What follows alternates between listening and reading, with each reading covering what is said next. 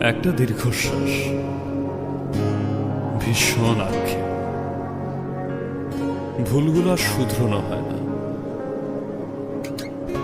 শেষ বিকেল এবং সন্ধ্যার ধোঁয়াশায় ধীরে ধীরে ফুরিয়ে যায় জীবনের সময়।